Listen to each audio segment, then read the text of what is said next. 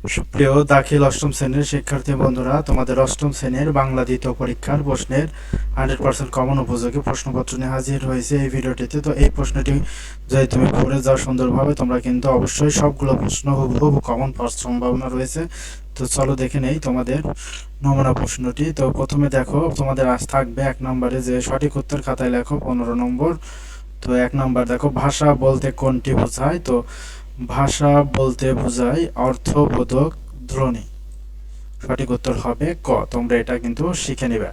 2 number, স্থান কাল ও সমাজ ভেদে কিসের রূপভেদ হয়?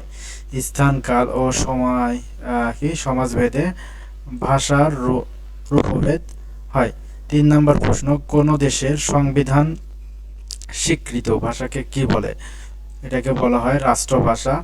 4 নাম্বার, ভাষার সর্বগ্রহণযোগ্য ও সমকালের সর্বোচ্চ মার্জিত রূপ কোনটি? তো সর্বোচ্চ মার্জিত রূপ হবে ঘ, প্রমিত ভাষারীতি। তো এরপরে দেখো 5 নাম্বার, কোনটি মান রীতি নামে পরিচিত? সঠিক উত্তর হবে গ, প্রমিত রীতি। তো 6 নম্বর প্রশ্ন, স্বরবর্ণের সংক্ষিপ্ত রূপকে কি বলা হয়? স্বরবর্ণের সংক্ষিপ্ত রূপকে বলা হয় কার? স্বরেয় এর উচ্চারণ কয় রকমের? স্বরেয় এর উচ্চারণ হবে ক, 2 রকমের। 8 নাম্বার, পূর্ণমাত্রার বর্ণ কয়টি? তো পূর্ণমাত্রার বর্ণ হচ্ছে 32টি। তো এরপরে দেখো পরের প্রশ্ন, পদের মধ্যে বা শেষে ম ফলা যুক্ত হলে উচ্চারণে সে বর্ণ কি হয়? সে বর্ণটি দ্বিত্ব হয়। পরীক্ষা এর সঠিক সন্ধি বিচ্ছেদ কোনটি? সঠিক এটা হচ্ছে খ নম্বর, পরিযোগ ইক্ষা। চলিত রীতির বৈশিষ্ট্য কোনটি? তো চলিত রীতির বৈশিষ্ট্য হবে ভাষা রীতি সরল ও সাবলীল। পদ কয় প্রকার? পদ হচ্ছে 5 প্রকার। 13 নম্বর, বাংলা ভাষায় ব্যবহৃত ধ্বনি কত প্রকার? ধ্বনি হচ্ছে 2 প্রকার।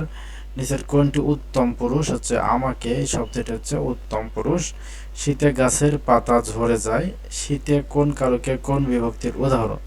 তো এটা হচ্ছে অধিকরণে সপ্তমী বিভক্তির উদাহরণ। তো শিক্ষার্থী বন্ধুরা, এই 15টি প্রশ্ন সুন্দর করে পড়ে যাবা এবং পাশাপাশি তোমরা অনুশীলনের প্রশ্নগুলো প্র্যাকটিস করতে পারো। তো এখান থেকে কিন্তু প্রশ্নগুলো আসার চান্স সবচেয়ে বেশি।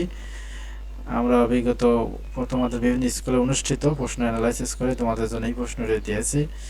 তো অনেক স্কুলে হুবহু মিল হবে, অনেক স্কুলে কিছু মিল হবে, অনেক ক্ষেত্রে সর্বোচ্চ মিল থাকবে। তো 2 নম্বর দেখো, একটি প্রশ্নের উত্তর দাও। তো কনবয়ে থাকবে, অনুচ্ছেদটি অনুধাবন করে প্রশ্নগুলোর উত্তর দাও।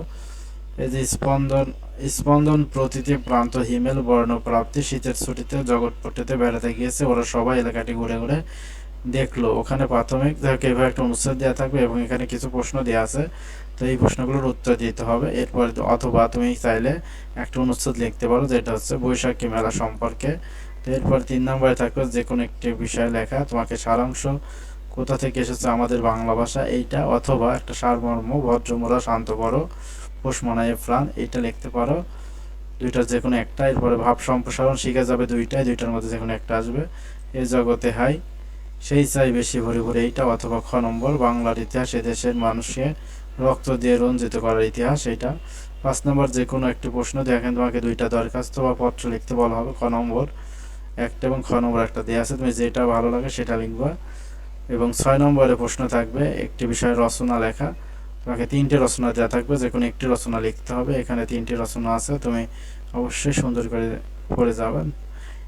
এই প্রশ্নগুলো তুমি যদি কভার করে সুন্দর করে পড়ে যাও, তাহলে তোমার পরীক্ষা ইনশাআল্লাহ 80 থেকে 90% প্রশ্ন কমন পাওয়ার সম্ভাবনা রয়েছে। ধন্যবাদ সকলকে। পরবর্তীতে কোন বিষয়ের প্রশ্নপত্র সাজেশন চাও আমাদের কমেন্ট করে জানাবেন এবং চ্যানেলটি সাবস্ক্রাইব করতে কিন্তু ভুলবে না।